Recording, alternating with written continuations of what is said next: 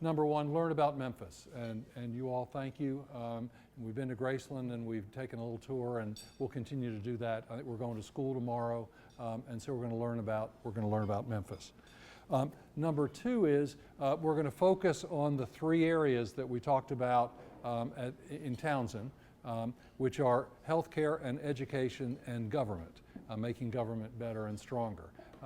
And again, the Memphians have set the bar very high, and they're going to show us a panel on each one. So these panels are only going to take a small part of each of these subjects, but we'll be discussing some things that go on here in West Tennessee and Memphis in each of those three areas. And then the third thing that we're going to be doing is starting the projects. And I had somebody in Nashville say to me, okay, it wasn't our choice to pick out these three priorities, and that would have been nice, and the answer is yes, that's true. But now what we have the opportunity to do is pick projects. And Linda and I have been talking about that. If I were you, I'd wonder what that means. You know, what the heck is that? And so she's going to describe that tomorrow morning. And please ask questions when she does that. And then we'll be in groups, in working groups, particularly later tomorrow afternoon. And so those are our three goals. There's actually a fourth goal, and that's to get you the heck out of town before 3 o'clock tomorrow afternoon. So that's another goal. Let's see. Again, the three issues: healthcare, education, and government. And so tonight we're going to start with healthcare. And we're going to touch healthcare in 2 or 3 different ways. And what I'd like to do is turn this over to Laura and let her introduce her panel. What she's going to do is show you a PowerPoint and introduce her topic, and then each of the panelists are going to speak for a short time, and then it's my job, somebody has to be the bad guy, it's my job to cut them off so that we can do Q&A, because one of the goals, another goal is to make sure we all get to ask questions. And we'll go for about an hour or so, and then we'll head back to the hotel. And for those of you who want to go a block over and go to Beale Street, feel free to do that, except that we start at 7 o'clock, as you'll hear shortly. So, Laura, I think it's all yours. Well, tonight we're going to tell you a story about how Memphis is using green infrastructure to accomplish larger public policy goals, especially around healthcare, but of course we all know that it has to do with economic development as well. It's going to be a story from the macro to the micro, and ties back to many of Governor Haslam's initiatives that he's asked us to address, and especially tonight his initiative on Healthier Tennessee. To help tell the story, I've invited a couple of friends to join us tonight. Dr. Frank Cook, who's the Director of Finance for Nutrition Services for the recently combined school district of Memphis and Shelby County. They are serving now over 150,000 meals to students every single day, and they have a unique focus on fresh, healthy, and increasingly locally sourced ingredients.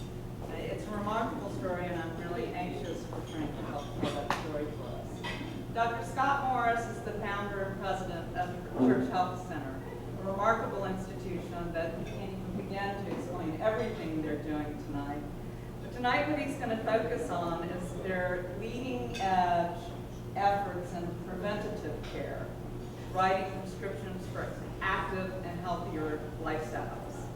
There was a third panelist that we were going to have. He's still on the list. He's not able to be here tonight. He's a very good friend, Kyle Wagenschutz, who works for Mayor Wharton and Mayor Luttrell as the bike pet coordinator.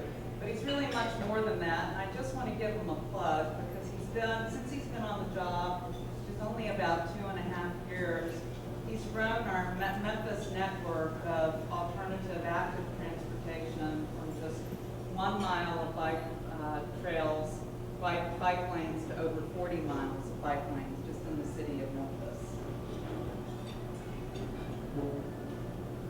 So from the macro to the micro. On the macro scale, we're in the midst now, and I'm on the executive committee for an effort called the Mid-South Regional Green Print.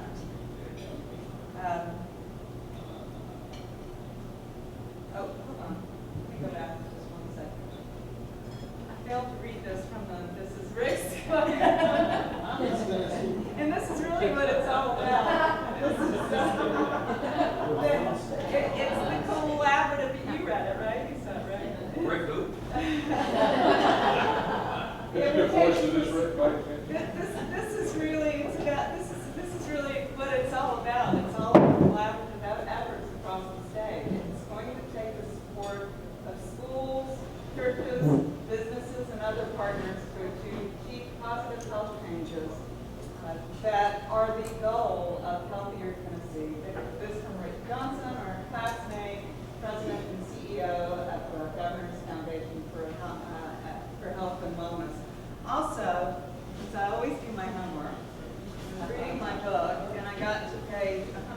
46, there's just one thing that I want to read for you out of this. The next big leadership breakthroughs in healthcare will be discovered within the sciences of behavioral economics, not medical libraries. They definitely won't come from complex monetary policies that assign blame to everyone but the unfit American. The big fixes will be found in behavioral economics because the only way out of this is to focus on and encourage Americans to make different eating, smoking, exercise, and lifestyle choices. Prevention, in other words. Remember the Japanese official who said that Americans became fat and lazy? Gallup Economics concludes that unless many of the 300 million U.S. citizens change their relationship to their lifestyle, especially the food they eat, there is no way to stop healthcare costs from spiraling out of control. So that really is what tonight's program is about, and that's what green infrastructure is about. So Mid-South Regional Green Front is an initiative of Shelby County government. It was the outcome of a HUD grant that we were awarded for $2.6 million to develop a green front and sustainability plan. The plan is guided by local partners through a consortium of 80, talking about partnerships, 80 municipal and county governments, agencies, nonprofit organizations, educational institutions, businesses, neighborhood groups, and individual citizens across the four-county region. Okay, so what is a green plan? A green plan is a plan to balance conservation of green space and natural resources with community goals for development and growth. So this is a vision plan. Many of the initiatives are already underway.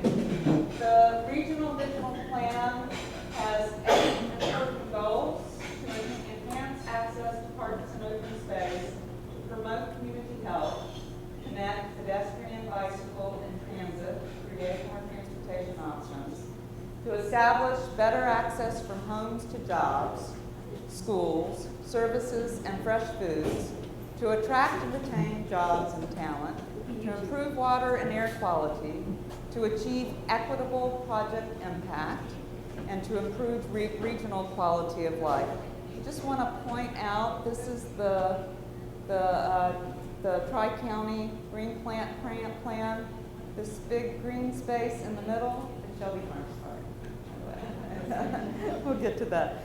So Shelby Farms Park is, of course, at the middle of all of it. But back on the green front, am I going on? Yep. So to do that, the group was divided into 8 working groups: social equity, housing and neighborhood land use, community health and wellness, data mapping and education, resource conservation and environmental protection, parks and greenways, workforce development, regional employment, and alternative transportations and fuels. So you can see it's extremely comprehensive. And an important element of it is its health impact assessment. And that is to examine the vision plan as it's developed and continue to make recommendations from improving the plan from a health perspective. It's the key, really one of the key primary motivations of the plan. So this is really the area again. There are a couple of areas I just want to pull out to focus on for a few minutes. These are initiatives that are already underway. Shelby Farms Park, which is right in the middle. The Shelby Farms Green Line, which runs all the way across the north of the park, running east and west. The Wolf River Greenway, the Hurricane Bridge project, which you could have seen if the mayor pointed it out from the roof of the, you know that, of course, from the roof of the law school, which is a remarkable project as well. And then there are projects underway on the Montana River and the Waxahachie, and just loads and loads of stuff going all over town that are community gardens and farmers markets and all of these things that relate back to the plan. So just a minute, because I do have the microphone, and I'll tell you a little bit about Shelby Farms since we're unable to visit today. Shelby Farms at 4500 largest metropolitan park in North America. Somebody was asking me just a few minutes ago how that compared to Central Park. Central Park is 830 acres. We're 4,500, and we're exactly at the geographic center of Shelby County, or exactly at the geographic center of the population. Half the population moves to our east and half the population moves to our west. Our vision is to give rise to a celebrated 21st century park that defines and shapes a great city. We've implemented today over $15 million in capital projects, and we are in the final phases of a master plan. Almost just about completed a capital campaign to implement another $52 million of projects, which will convert part of the park to a living lung for Shelby County. We do programs for thousands of youth and families across the entire county, largely around growing food, around improving health, and around environmental education.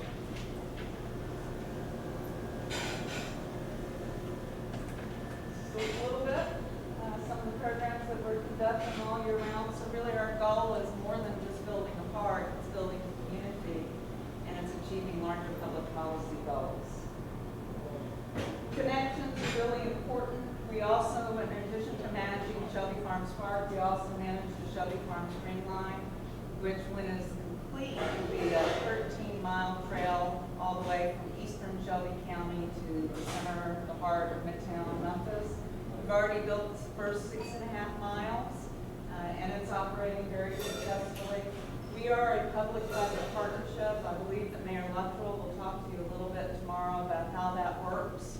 It's leveraging your private entities in order to be able to accomplish more.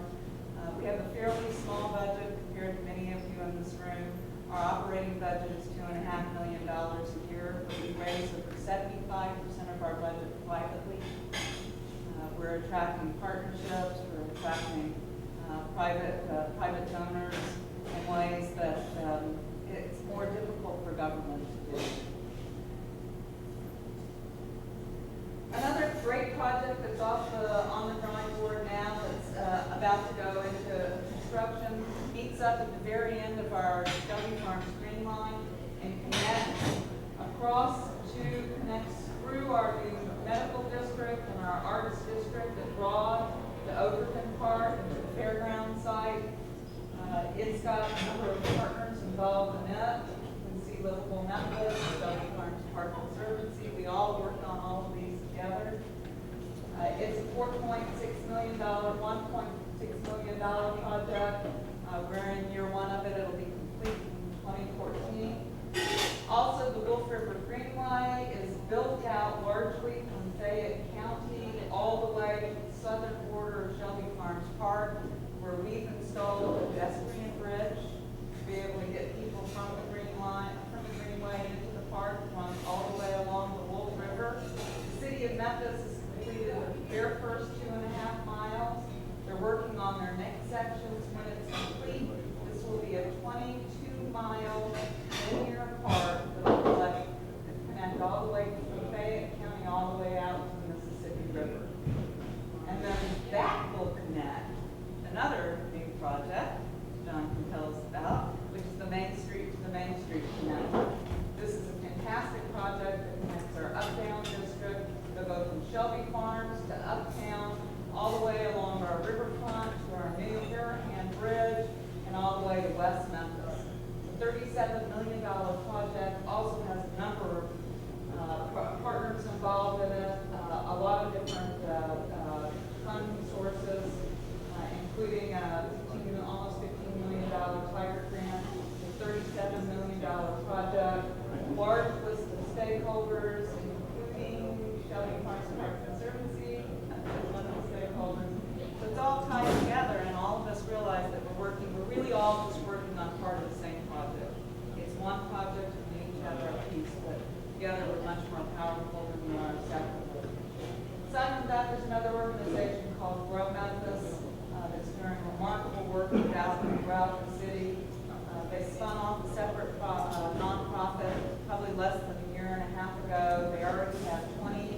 7 gardens open.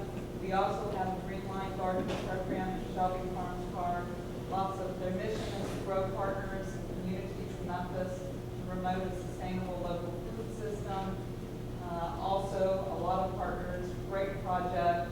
Farmers markets all over the city bring healthy food to communities that normally have been food deserts. One new one which really excites me is the Green Machine. This is a mobile food market that takes the markets and fresh foods to the communities that have the least access. So, we have been, in the past, we've been criticized for being one of the fattest cities in America, one of the most unhealthy citizens in America. And through these collaborative efforts, New York Times, the Wall Street Journal, National Geographic, and CNN have all agreed that we are being praised now for growing from fattest to fittest. And it's thanks to these kind of amenities, some of which are more obvious, some of which are more really innovative, and we are really making a big difference. So I'd really like to pass back over to Lewis. I think he's going to moderate the rest of our program. Yep, okay, so we'll come over here. What we're doing at Nutrition Services, as she mentioned, we've just completed the largest school district merger in the history of the United States. Shelby County Schools is now the 14th largest urban school district in America. And it's been an exciting journey. I've only been part of it since December, but it's been a wild ride. It's been more than just the few months that I've been there. I appreciate the opportunity to be here today and tell you a little bit about what we're doing in Nutrition Services, and particularly on the theme of greening up the community and the roles we're playing in doing things to bring better nutrition to our kids. There's several initiatives we have underway. I'm going to speak to one of them in particular, but we've been doing things in the last few years like realizing that we've been paying a lot of money to have people haul trash away from our Central Nutrition Center. Cardboard, tin cans, and plastic. And we went out and bought a used cotton baling machine and said, let's take all that stuff, shove it in the baler, put some straps around it, and guess what? Someone will come pay us to take it away instead of us spending taxpayer dollars to have them come get it. So we've done little things like that. Many of our schools have had dishwashing machines. In the old days, everything ran through the dishwashing machine, and then disposables came along. Well, we decided disposables weren't such a great idea for a green environment. Those dishwashing machines have been reactivated. We're doing things like running trays through the dishwashing machines instead of using disposable trays. And in those schools that don't have dishwashing machines, what we've done is said, guess what? We're not going to use styrofoam trays anymore because that stuff goes out into the landfill and it'll be there till the sun goes dark. Let's get biodegradable trays. And let's start thinking about how we can recycle those things instead of just throwing them away. The one thing I do want to talk about most, though, is the efforts we're making under the broad umbrella of what we call the Farm to School program. Farm to School's got several different elements to it. But at the heart, Farm to School is about putting local, fresh, healthy food in front of our students to eat during their meals. Many students who otherwise would never see such items on their plate in front of them. And teach them good habits at a young age that will carry them through a lifetime so they don't have to worry about doing what some of us have done, have gotten to a point in their life where we're trying to undo decades of what we've done before. They've had those habits to carry on. And our Farm to School program has 3 different aspects to it. And the first one's education. And the second one's education.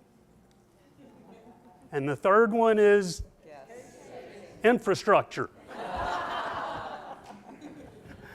So let's talk about the first bit of education. The first part of education is our students. How many of you have heard the phrase, if you build it, they will come, right? If you serve it, they won't necessarily eat it, all right? And you think to yourselves, well, if you just serve a fine meal like this and you could put it on the table for a little over $2 a meal, you'd have no problems at all. And the fact is, that's not so. Because most kids eat comfortably what they eat at home. And if they haven't seen it at home and you put it in front of them, they're probably going to turn their nose up, or they at least give it a little bit of a look out the corner of their eye. I could bring my grandsons into this fine establishment and serve them what we had tonight, and they'd ask me where the mac and cheese is, right? We know how that goes. And we've got that same experience with the students that we're serving in our school. So we've got an education task to put before them. Let's compare these students' experience to our own experiences. These are all things that were part of my life growing up. How many of you have ever been to a farmer's market? All right. How many of you have ever had a vegetable garden in your yard or your neighbor's yard or a relative's yard? All right. How many of you have a member of your extended family who either had a farm or worked on a farm? All right. How many of you picked fresh fruit or vegetables to take home to eat? How many of you have bought fresh produce at a stand along some country highway? Right? That's the best. My favorite was my great aunt's, and I still remember the sign that said fresh well water available. All right? Well, you take that set of experiences, and there are students in our schools who've had none of those experiences. And they don't know how much better that fruit or that vegetable that was picked that day and eaten that day tastes. And in many cases, they've not seen that on their plate before at all, fresh or otherwise. So we've got a challenge before us to deal with that. And we've got 2 teaching initiatives that we're doing. One is school gardens. Over 40 schools in the city of Memphis have a garden on site. And while some of these gardens provide some food into the school cafeterias, that's not the primary purpose of these gardens. The primary purpose is to teach the kids where food comes from. It doesn't come out of a box. It doesn't come out of a freezer. It doesn't come from the fast food corner store down at the corner. And that's a new thought from them.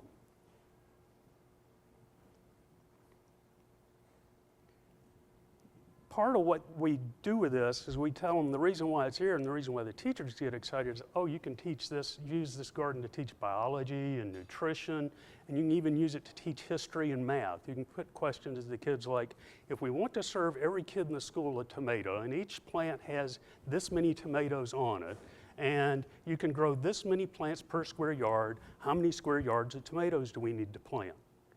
And you sneak a little math in, and you sneak a little nutrition in, but in the end, the kid's eating a tomato. And he finds out how good that fresh tomato tastes, not one that was shipped from across the country or from another hemisphere that was green when it was shipped and ripened on a shelf somewhere. But instead, it was fresh and juicy when it was picked. Everybody in here knows that difference. Many of them do not. So that's one part of what we do. The other part of what we do is something called the USDA Fresh Fruit and Vegetable Program. Any of you heard of that one before? Fresh Fruit and Vegetable Program is something where the USDA gives us funds to put vegetables and fruit into the schools to serve as snacks to the kids outside of breakfast and lunch times. And it's supposed to be an instructional period, but I think of it as the, and you use this phrase in your house, the no thank you bite period, right? Anybody have the new thank you bite rule raising children? You got to at least try one bite before you say you don't like it. And a lot of these kids, for the first time, are trying a no thank you bite of star fruit or kiwi fruit or cauliflower or things that most of us have eaten, or some of them even I haven't eaten yet. But they try this scary looking fruit or vegetable and go, you know, that actually tastes good. Hey, Mom, can we get some of this? And more to the point for us, when it shows up on the plate at lunch the next time, they might actually eat it. And that's a good thing, and that's building those habits for them. Last year, Shelby County got a grant of about $800,000 from the USDA for its fresh fruit and vegetable program. This year, our grant's over $1.5 million to put fresh fruits and vegetables into 69 of our high-need schools. Schools that are considered economically disadvantaged. Many of those kids live in the food deserts that we were talking about. And if it weren't for programs like these and some of these other new programs we're talking about introducing, many of these kids would grow up on cans and frozen and the fried chicken from the place on the corner down the street because they don't have access to good food otherwise. So that's education on the one end for the consumer. Now we've got to talk about education at the other end, and that's the farmer. Now you may ask yourselves, what does a large urban school district have to teach a farmer? And the answer is not much about farming, but a whole lot about what we're like as a customer. Because as a customer, we're a little different than that individual they see at the farmer's market. We have over 200 school sites and a large central kitchen. We plan our menus weeks in advance. If we've got a particular item on the menu, that item has to be delivered to all of those sites on the same day and the same item.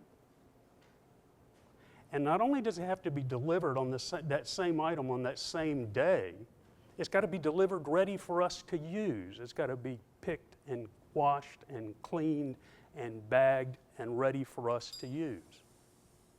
I'll tell you 2 anecdotes that explain just on the delivery end of things how challenging that can be for us. Back last fall when I was interviewing for this position before I had joined the enterprise, I was visiting with one of our dietitians in our office, and we were sitting there talking, we're looking out the window, and your classic old blue pickup truck with spots of rust on it comes rumbling by, headed in the direction of our warehouse. And it's got this big flatbed trailer behind it just heaped up with cantaloupe, obviously fresh out of the field. And a tarp pulled over it, and the dietitian looks at me as the truck goes by and she says, I wonder when he gets to that loading dock where we receive our 18-wheelers, what he thinks the receiving crew is going to do with all those loose cantaloupe. Because we don't deal in loose cantaloupe. We deal in crated cantaloupe. And that farmer didn't understand our business model. Another example, we ordered greens. Farmer shows up with a big truckload of greens, fresh from the field, dirt and all. And we said, you know, we really expect our produce to be washed and bagged before it gets to us. And his response was, do you have a hose? Can I do it here in the parking lot? So that's the second initiative, is teaching the farmers how to do those kind of things. The third part is infrastructure. That's because those things we need to work with the farmers, we can't deal with dozens and dozens of farmers. Try to coordinate all these activities and do it through the USDA procurement rules that say we have to negotiate at arm's length bids, which means there's got to be someone that's a partner between us and those farmers to make that happen. Now, when we go out for bids, typically there's a couple large local well-known wholesalers that will deal with us, and their commitment is not to local freshness. Their commitment is to lowest price wherever they can get the produce, and we understand that, but our local farmers have a hard time working with that. And the relationship is, we'll just say, not real warm between the parties. So if this is going to work, we're going to have to do some education and build some trust amongst the people involved, either the ones that are already there or bring some new partners in. There's some nonprofits that are trying to work in this area, and build up some new partnerships going forward so that we can achieve the goal we're trying to achieve, which is more fresh fruits and vegetables on the tables for these kids to have healthy meals, and do so in a way that's supporting the local economy, not some farmer in some other corner of the country or some other country altogether. And that's what we're about. Thank you. Thanks, Frank. There's some time for questions and answers. I'm sure you'll have plenty. Dr. Scott Morris. I'm the founder and CEO now of the Church Health Center. New title, not used to it yet. We're founded in 1987. We're the largest faith-based, privately funded healthcare center. A lot of disclaimers there, but we care for over 60,000 people who work in low-wage jobs, who don't have health insurance, who live in Shelby County. So before I go on, I just want to file a protest right now that there's something fundamentally wrong about this panel. I have been doing panels like this for 26 years. And this is the first time in 26 years I've been talking about healthcare in Memphis. Where are the hospitals? Tell me, the truth of the matter is that Gary Shorb and Steve Reynolds are back there in the kitchen, and you're going to bring them out, aren't you? That's right. They're waiting. So how could we possibly talk about healthcare without having the hospitals here? I mean, it must be because Rick Johnson's a part of this, but or not. Maybe it's actually a new day. I mean, could it possibly be a new day that healthcare is not just about taking care of people when they're on ventilators and how many beds have we filled? I mean, some of y'all work in this area and know more about it than I do, but wouldn't it be great if we could think about health in a way that is actually about living well, not dying well? That would be a great thing, and I think that's what we're doing. I did hear that y'all might be going to Beale Street afterwards, and I just want to tell you an experience I had when I first came to Memphis. I'm actually from Atlanta, and I lived downtown here when I first got here and when the Church Health Center first opened. And again, we see people who work in low-wage jobs. We've always seen people who are homeless as well, and this was before the renaissance of downtown Memphis. So one night, I just can't sleep. So I don't think this would happen to you now, but 26 years ago it happened to me. I can't sleep, and I decide to go for a walk, and it's a beautiful night like tonight. The moon was full, the river was beautiful, and I'm walking down by the river, and I have that feeling of somebody walking toward me. You know that feeling? Coming toward me, my heart starts to pound. I'm reaching for my wallet. I'm praying, please, dear God, don't let him kill me. He gets right up next to me, and I swear to you, I'm not exaggerating. He was at least 10 feet tall. And he looks down at me, and he goes, "Ain't you my doctor?" And I look up at him, and I go, "Yes, Jesus, I am." So there's actually great benefit to care about the sort of stuff that I'm getting ready to talk to you about that you might not have realized before. There is. So the Church Health Center over the years has a quarterly seminar on how to reproduce what we do, and there are clinics like the Church Health Center all over the state. The first one actually opened in Knoxville, Interfaith Health, but I just wrote down a few of them. Siloam, Faith Family, Interfaith Dental. There's over 20 that are in Tennessee, and as I go on, I want you to remember that these clinics need your support. Most of them fly below the radar. They're not federally funded anything. They're mostly supported by the faith community or a wider community. So I'm glad I'm not having to talk about hospitals. I'm also glad I was not asked to talk about the Affordable Care Act. I do that about 10 times a day, but I can't help it, y'all.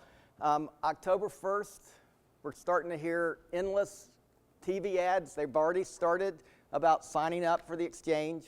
You'd be a fool to sign up for the exchange before December because they're going to want your money right now. So what does it mean to Tennessee? The fact that we do not have a Tennessee exchange doesn't really mean a whole lot to most poor people. I don't think it's going to matter much at all. But what does it mean that we did not expand Medicaid? Now, we don't have time to talk about this. If it's a question and answer you want to talk about later, we will. The people in the hospitals in this room need to explain it to you. Do not attack Rick. It's not his fault. This makes no sense. I get it, and you're going to think he didn't say that right. But by not expanding Medicaid, what that means is anybody in the state of Tennessee who is below 138% of the poverty level. So what does that mean? So roughly, if you're a single individual, if you make less than $16,000 a year, if you're a family of four, your family's income is below about $32,000 a year. If you are below that, and you go to buy insurance off the exchange, the federal government will not give you 1 cent to buy your insurance policy. You will have to buy it totally out of your pocket. Now, if you're at 250% of the poverty level, they're going to pay almost the whole thing. But if you're below 138, you get nothing. You're going to have to go ponder that because it's going to make a difference in every community in this state. Now, if the Tennessee plan were to be passed next year, then things change. But for now and starting probably for 2014, it's a big problem. It's why institutions like the Church Health Center are not going out of business. So, moving on, away from that, onto the stuff that really matters. How do we keep people healthy rather than waiting until they're broken and then trying to put them back together? We believe at the Church Health Center there's actually 3 things that we could be focusing on that would make a difference in this state, that would not divide us, and that would actually improve health. Along with the things that Rick's talking about, that actually is one part of that. But these 3 things are this. Number 1, we have in this country developed an unholy love affair with technology. And what I mean by that is we've come to believe I can live my life any way I want to and it doesn't matter. Because when I'm broken, the doctor could use the technology to fix me. Well, the fact of the matter is the technology is not that good and the doctor is not that smart. You know, God gave us this body for a reason, and we have an obligation to take care of it. You know, we cannot assume that pills will solve our problems, because all pills are poisons. That is how they work. Now, look, I'm a physician. I practice medicine, and I prescribe drugs all day long. But pills poison our bodies to prevent it from doing something it is naturally trying to do. You got to be pretty doggone smart to override the body the way God created it. You know, don't you think that if I could take a pill and sit in a parallel bathtub with my wife and watch the sunset, I'd be taking that pill? It just doesn't work that way. Number two. My wife hates it when I say that. Number two, we have got to deal with the issues around end of life. We just have to do it. I mean, the financial implications around end of life are staggering. Many people spend 80% of their lifetime medical benefits in the last 6 months of life. I get it. We don't quite know when the last 6 months of life is. That's understood. But so for that reason, what we are currently doing, I just can't understand how we sustain this. What we do right now is we torture our parents, our grandparents, and the people we love. They spend the last 2 weeks of their life in the intensive care unit with a tube stuck down their throat in a place where we never turn the lights off, around people who do not know them well enough to love them, and then they die. That is immoral. Now, if the government starts talking about this, what happens? People talk about death panels. Now, raise your hand if you've ever met anybody who advocated a death panel. Raise your hand. No, nobody's ever met anybody that's ever advocated a death panel. Nobody wants the government to tell us how to die. But if we're not going to do something about it, and I personally think this is where the faith community comes into play. I mean, the faith community must lead the way in this endeavor. And if we don't, woe be unto all of us. Lastly is this issue of prevention. Now, everybody loves the idea of preventive medicine, but it mostly consists of the doctor telling you to stop drinking, stop smoking, lose weight, and get more exercise. It goes in one ear and out the other, and I'm going to tell you the great secret. The doctor doesn't do it either. Now, we can do better than that. And the we here is exactly what we're here tonight talking about. It's not about people who wear white coats. Now, this whole concept is known as the social determinants of health. Some of you may know this phrase. For others of you, may be hearing it for the first time. What does this mean? It means that if you look at your health, only 10% of your health has anything to do with what the doctor or the hospital does. 10%. So all this angst we've had over the last, 20 years about paying for health care has been around the 10%. 10%. Well, what's the rest of it? Well, 30 to 40% is genetics. Now, we are currently spending $1 gazillion trying to map your genetic code. And your great-grandchildren, we're going to be able to tell them genetically the diseases that they are predisposed to have.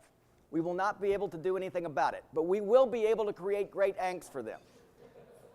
The rest, the biggest path, no question, is behavior. Behavior. Now, look, changing behavior is the hardest thing there is. There's also the issue of environment, and then these social things, schools. Now, what does that mean? It means that if we take all of our money and we put it into the 10% at the expense of investing in the other things, there actually comes a point where you are actually making people less healthy, not more. Now, you're going to have to go home and think about that. But if we are not investing in the schools, if we're not helping him, if we're not greening the city, if we're saying we don't have the money to do that because we're pouring all into Medicare and Medicaid, we're going to be less healthy. Health care will make people sick. And we are headed down that path, no ifs, ands, or buts about it. So this is the main focus of the Church Health Center. We do not know how to solve the great social problems in America. We don't know how to do that. The only thing we know how to do is to call the community of faith together and say, what are we supposed to do? Now, I'm a Methodist minister as well as a family practice physician. Don't hold it against me. But, the Bible says that if you want to be a faithful Christian, and I'm just talking to Christians, but I could be saying the same thing if I'm Jewish, Muslim, Hindu, it doesn't matter. Every world religion has the same point of view. That the call to discipleship is to do three things: to preach, to teach, and to heal. You don't get to take a pass on the healing part. You can't say, well, let the people who wear white coats deal with this. You want to follow Jesus, then how are you personally involved in a healing ministry, and what is your church doing about it? And if it's not, you're ignoring a third of the gospel. Again, same thing's true. The prophets absolutely believe that if Israel is going to fail, it's because it has failed to care for the poor. Every prophet in the Old Testament, that is its main theme. You know, we have to do this together. So that means personally at the Church Health Center, we end up working with congregations that I think their theology is nuts, but I consider that to be God's problem and not mine. Lastly, we at the Church Health Center have developed something we call the Model for Healthy Living. And we also have developed enormous resources for communities all over the state and all over this country. We publish a magazine called Church Health Reader. I have a number of copies down here. You're welcome to have them passed around. Great. More importantly, if you like what you see here, tell people in your community to go to the website chreader.org. It is a very deep site around the very things that Rick is promoting that faith communities can do. You know, look, our niche is what faith communities can do. And then how are we moving forward with this? Sears Crosstown was built in the 1920s. It's a 1.5 million square foot building. It's larger than the Chrysler building in New York. And the audacious goal for us is we're moving all of our operation into this building, and in the first quarter of 2016, we'll be there along with 8 other partners, creating a vertical urban village that will take seriously everything we're talking about and especially focus on the young. So, thank you. And it's, thank you.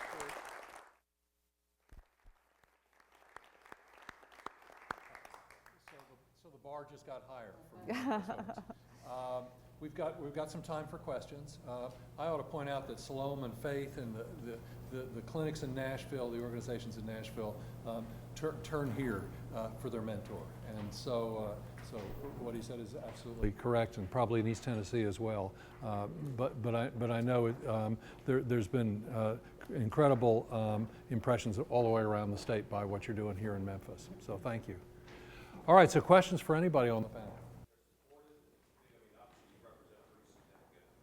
Well, let's first state a fact. We're dealing with a bunch of very independent-minded individuals, else they would not be the farmers they are. Farmers. And when you tell them that they have an opportunity to sell everything they can grow to you at what they think is going to be the price they pick, they're wildly enthusiastic. And then you start explaining to them the other things we talked about. And at that point, it's, whoa, you're trying to tell me how to run my business. So there's this tension there, and that's where the education part comes in, and that's where we need partners to work with. People who can do things, because one of them is, for instance, they can't all plant their crop the same week and all harvest their crop the same week and expect us to buy 100% of what they harvest. We don't serve our entire year's worth of whatever it is in 1 week. We've got it spread out over multiple weeks. So it takes coordinating. You're going to plant this week, you're going to plant that week, you're going to plant that week, and sometimes your action is, you're going to tell me when to plant? So it goes back to the point I was making about building these trust relationships to where you can work together and not be quite so fiercely independent. Well, we're a big believer in something called 5 wishes. If you're not aware of 5 wishes, it's a fantastic thing. 5 wishes are to do the 5 things that you personally want around your death. Because unless the second coming happens tomorrow, that's going to happen to all of us. I spent yesterday at Temple Israel in Yom Kippur talking about this very thing, and it was incredibly well received. So the problem with end of life is that the decisions are generally made by, these days, family members who live a long way away.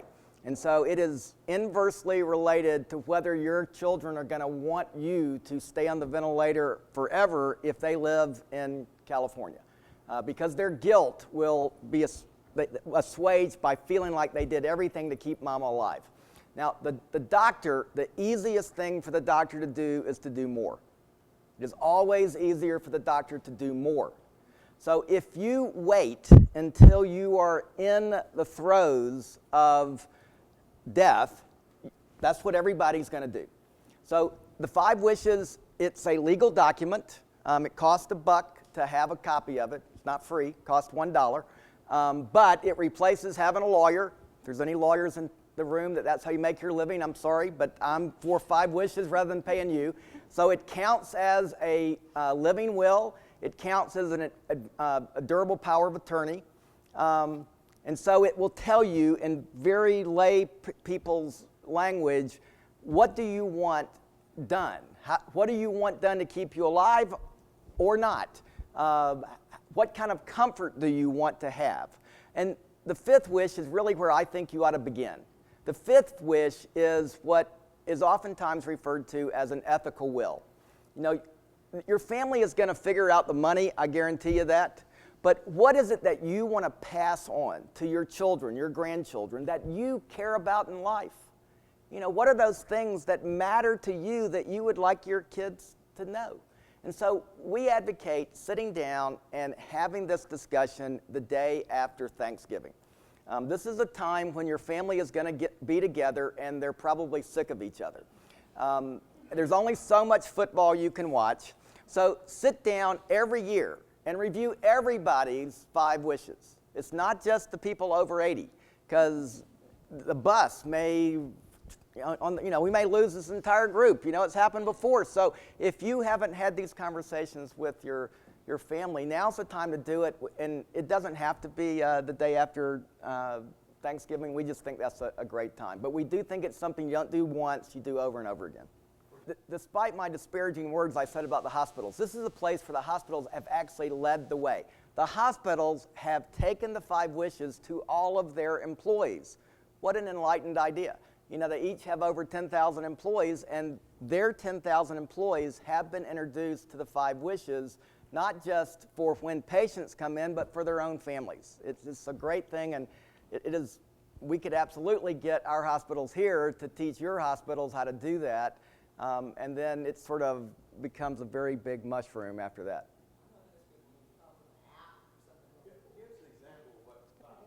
Yeah, number 1, just at the end of your life, you want to be intubated, you want a feeding tube, that's wish number 1. Number 2 would be, what level of comfort do you want? Now, if you're in pain, I can give you pain medicine, but it's going to make you obtunded, and you won't necessarily be able to talk to everybody. But so what do you want? Tell us what you want. You know, like a DNR. It is like, yes, I do. I want to do not resuscitate at certain point. Right. Yeah. So these are what is your wish for those things? And there are 5 of them. And the 5th one is is the one I really love, is what is your wish that you want your children or grandchildren to know that you care about in life, that you want your family to pass on for you. We know you want that, Jack. That's a given. But you want the value of the poor being cared for also passed on to your children and grandchildren. Yeah. And you want, Southwest to have a bigger presence at the airport, Well, so, yes, no. What we have developed here in Shelby County is something called Healthy Shelby. And what we have all agreed to is, how do we improve the health of Memphis? And we're going to compete on outcomes, not ideas. So if you got a great idea around community, we're going to bring it to the Healthy Shelby initiative that is under Memphis Tomorrow, which Blair leads. Memphis Fast Forward, and that then becomes the means by which we take things to scale. This is unbelievably important, to be able to have ideas that you can take to scale. Every community has wonderful little small ideas that are doing really well and affect 10, 20, 40, even the church health center. So how do you take it to scale? That's where the magic happens. And then there has to be an evaluation component to know if you're really making a difference. That's what we've actually agreed on. and we've worked through the Institute for Healthcare Improvement in Boston, which is where Don Berwick was, and it's a Boston-based think tank, and I'm incredibly impressed with the infrastructure we have created around cooperation. Now, the issues around end of life is where we've had the greatest success, but these things are difficult. That's where I actually think Memphis will lead the way with Rick's initiatives because of the creation of Healthy Shelby. And he's smart enough to know, don't go and make something else up. You know, work through Healthy Shelby, and we will make this happen in Shelby County, I think. Well, do you think I'm just blowing smoke on that? I was just watching earlier today. It was some information that was coming out from Blue Cross Blue Shield of Tennessee, and they're sponsoring, supporting the Senior Olympics. And I think that's really a really important component of this, is to find ways to keep seniors engaged in active and healthy lifestyles. So I would just say preventative. So, you know, I only speak for what we do, which has to do to engage the faith community. But the church and the community of faith these days is the last transgenerational institution in America. You know, there is nowhere else in America other than a Grizzlies basketball game that you could have 3 generations in the same room and everybody not be nervous. So how do you turn that into what historically America has been? You know, one of the problems with you know, how many of your grandchildren have ever seen anybody die, or your children? Very few. I mean, and yet it historically would have been a normal event. People would die at home. People didn't die in the hospital. We didn't shield people from these natural events, and for that reason, we have great fear of it. And that's how we end up warehousing our elderly. It's not a good thing. So I think we actually have the opportunity to turn that around. And as somebody getting ready to have his 60th birthday, I'm really interested in what happens to people when they're 80. The short answer from nutrition's perspective is we have the most efficient food preparation organization in this county, probably in the Mid-South. When you talk about serving 150,000 meals a day, almost 90,000 lunches for a little over $2 a meal that meet all the USDA guidelines. We talk about serving 60 some odd thousand breakfasts a day for a little over $1 that meet all the USDA guidelines. We've got great capacity to do more. We're running basically a 1-shift operation in our Central Nutrition Center, and we're perfectly capable of running 3 shifts and serving meals 7 days a week. It's just a matter of making a connection between us and those that need those meals. The overwhelming, in the legacy Memphis City school system, 90% of the kids qualified for free or reduced meal, and the overwhelming majority of those qualified for free meals. We're going to go a step farther in Shelby County next year, if I could digress for a minute. There's a new option coming from the USDA called the Community Eligibility Provision, or Community Eligibility Option.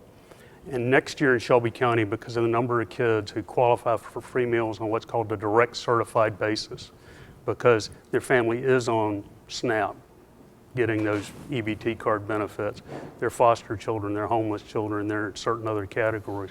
Because of the percentage of those, it's likely that in 90% or more of Shelby County schools next year, every child will get a free breakfast and every child will get a free lunch.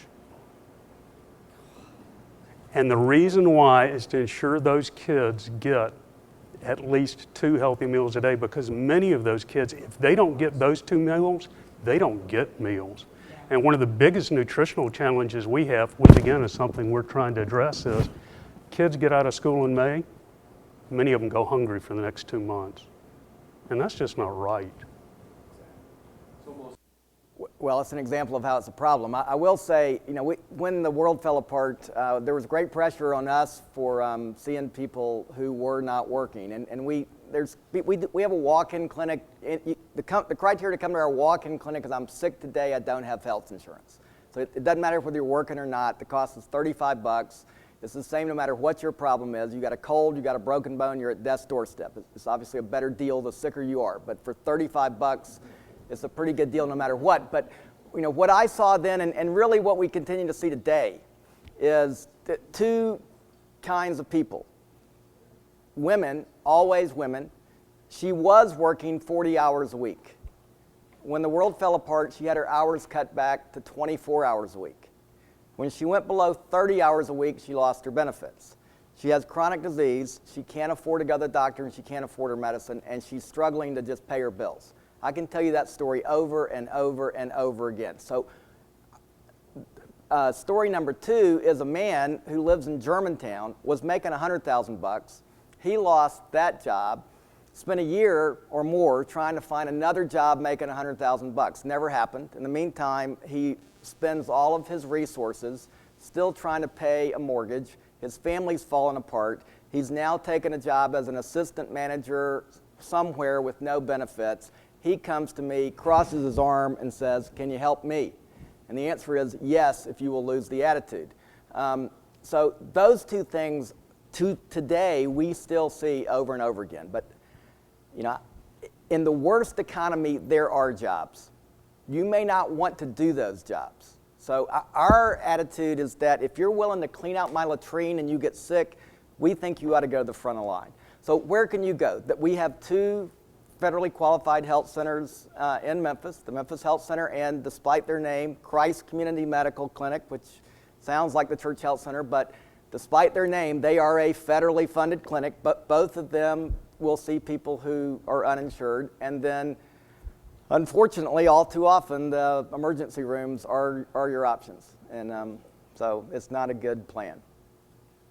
Laura, thank you for putting this panel together. It's awesome.